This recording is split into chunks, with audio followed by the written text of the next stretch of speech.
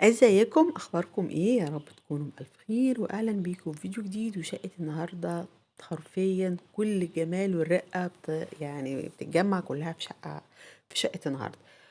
حطوا لنا لايك للفيديو النهارده، واللي اول مره يشوفنا في القناه يا ريت تشترك معانا. كل فيديو هنخرج منه بافكار حلوه جدا للديكور، للتنسيق، للترتيب. لو عروسه بتجهزي او ست بيت بتجددي بيتك، كل فيديو هنخرج منه بافكار حلوه. بصوا كده المدخل، شايفين بقى المنظر الحلو اللي ورا ده هاند ميد، شغل هاند ميد، حفر على الحيطان نفسها. شايفين الفوتيه الموجود بالاسود تحفه باللون الجولد. هنا الريسبشن على طول. مبدئيا دعوة حلوة لأصحاب البيت، ربنا يهنيهم ويسعدهم ويوفقهم في حياتهم، اللهم امين. وبصوا بقى هنا على جمال الريسبشن والالوان اللي تخطف القلب.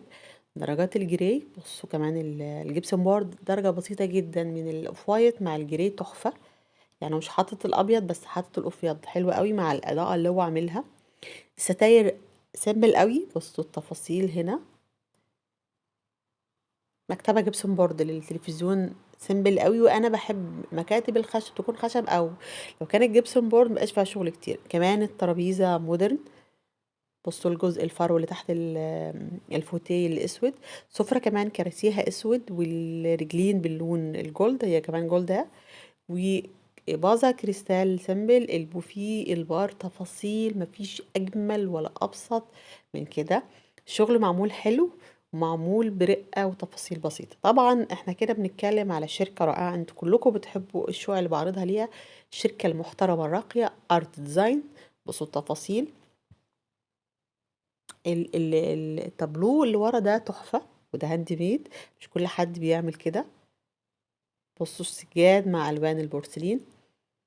اللي اول مره يتفرج على شغل ارت ديزاين بيستلم الشقه من حضرتك على الطوب الاحمر، بيتولى بقى التأسيس، سباكة، دهانات،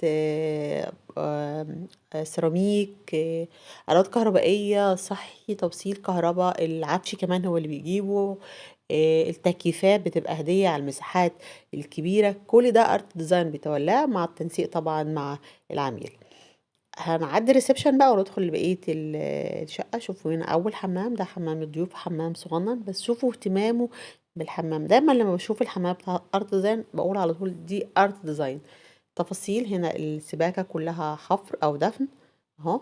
الصحي معظم البورسلين والسيراميك الجوهرة وسيراميك أسباني. باب الشقة الرئيسي ده باب مصفح، بيعدي ال40 أو 50 ألف جنيه، وكمان هما بيقولوا إنه ما عادش موجود قوي.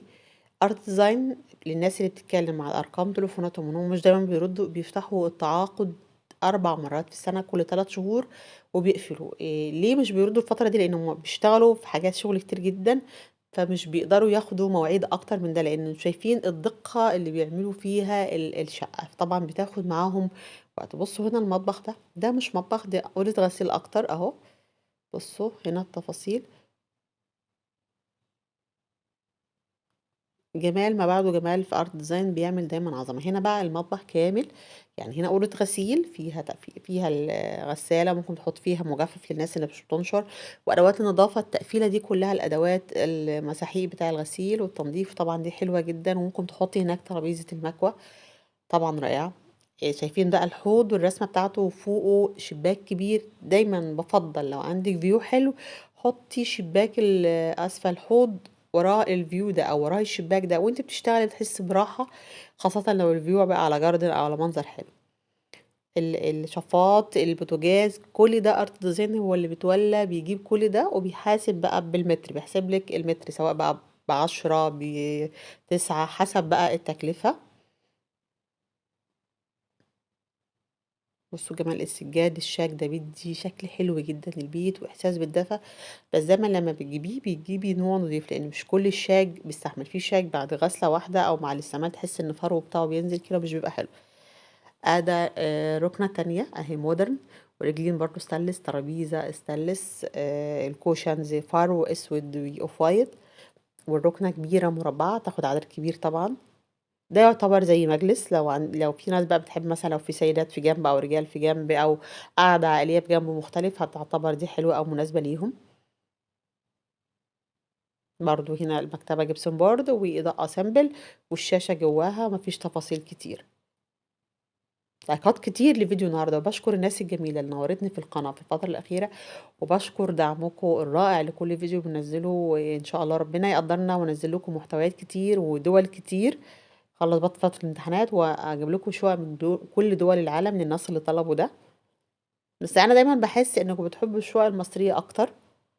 ده حمام تاني، يعني هو بيعمل أكتر من حمام في الشقة، بس كل حمام وليه روح مختلف. هنا حمام فيه كابينة شاور اهو، شوفوا السيراميك بتاعه تحفة، برضه درجات الجري. مفيش حاجة ارت ديزاين بيعملها فيها غلطة او بتتعمل بايلك او تنسيق بشكل لا، كل حاجة بتعمل نظام. شايفين الحوض وجمال الرخام بتاع الحوض، الفازة، الورد، كل ده هو بيعمل. كل الاكسسوارز اللي في الشقة هو بيعملها، حتى وجود الزرع، وجود زرع اخضر او صناعي بيدي روح حلوة جدا لأي مكان. بصوا الكوريدور بقى اللي بيودي للأوض، شايفين البيبان والحفر اللي عليها. دي اول اوضه نوم. شوفوا بقى الجمال والراحه لما بتدخلي اوضه النوم اللي بيعملها ارت ديزاين. حتى لو المساحه ضيقه، هو دايما مش بيشتري اوضه نوم جاهزه، هو بيصمم لك الاوضه زي المساحه اللي انت عاوزاها، ما بتحسيش ان الاوضه بتاعتك ضيقه. ده الاوضه دي سريرين اهي، متنجده من الجناب، والكومود بالاسود في الابيض على عكس درجه السرير اهو. فعاتي شكل حلو مع المكتبه. في مكتبه هنا مع مكتب اسفه في الاوضه.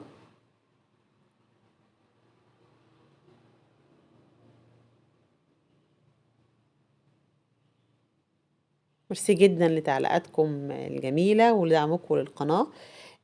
اللايك بيفرق كتير جدا في ان الفيديو ينتشر، التعليق بيفرق جدا في التفاعل على الفيديو.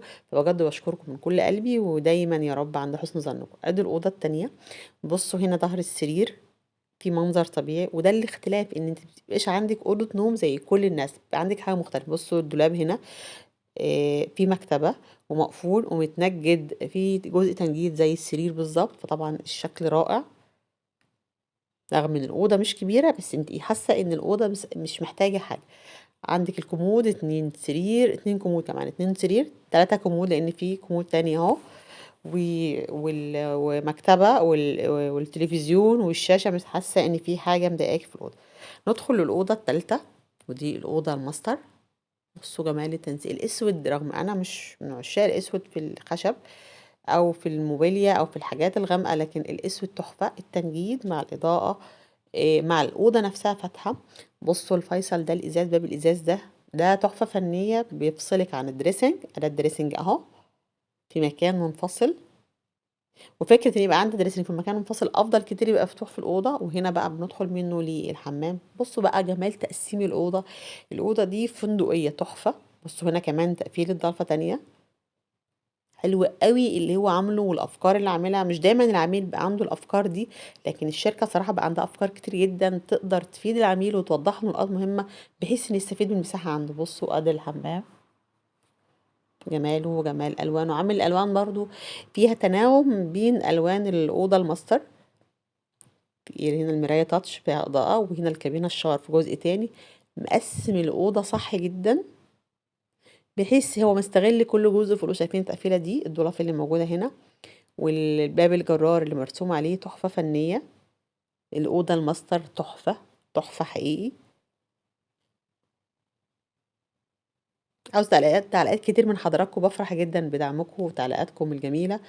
وانتظروا ان شاء الله كل جديد الفترة الجاية في افكار كتير. عاوزين بقى اوض نوم لوحدها، عاوزين ديكور لوحده، اكتبوا لي في الكومنتات. يا رب فيديو النهارده يكون عجب حضراتكم، واشوفكم ان شاء الله فيديو جديد وشقة جديدة وعروسة جديدة. واتمنى لحضراتكم مشاهدة ممتعة، ونقول السلام عليكم ورحمة الله وبركاته.